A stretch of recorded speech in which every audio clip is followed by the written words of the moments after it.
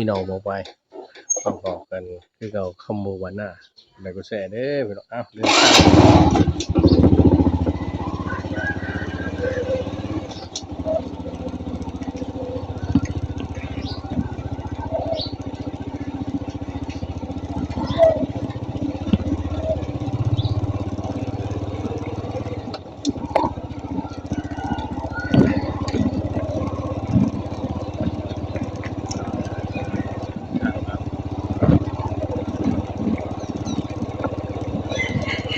เส้นทางลัดของบ้านสอง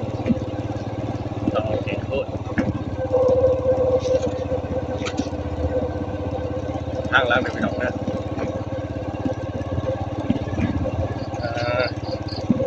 แอบดูทางตามมาหนองของนายดูสิ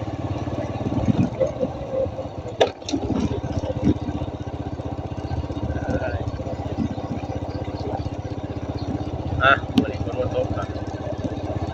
ให้ดี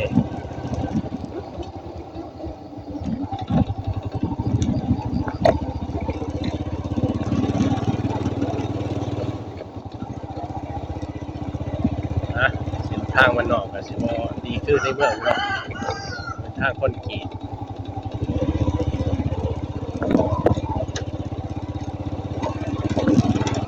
ทางมันสั้นได้พี่น้องเลยไอ้เปียก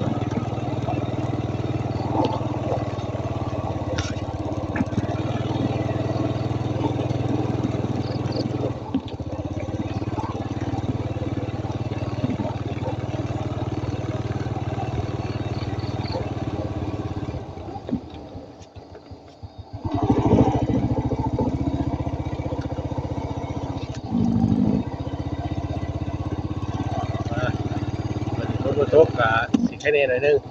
พี่น้องเลยทางสั้นเลยพี่น้องเด้อ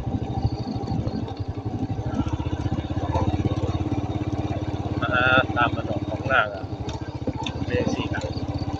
มันจะสิบขึ้นในเมืองพี่น้องเลยอันนี้ต้องฝากเย็นใช้ดีอยู่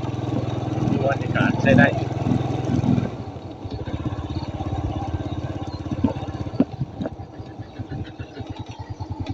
พี่น้องพื้นที่พี่น้องทางหนาทางโอ้ยลายแท้เฮ้ย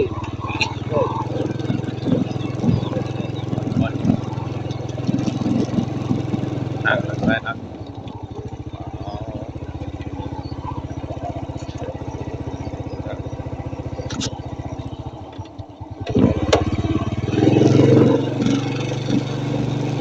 เราดีตกลุ่มก็ได้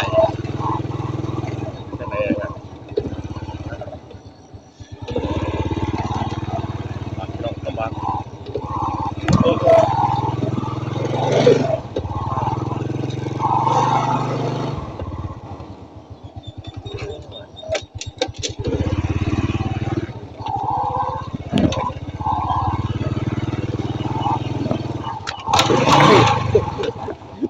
ลบ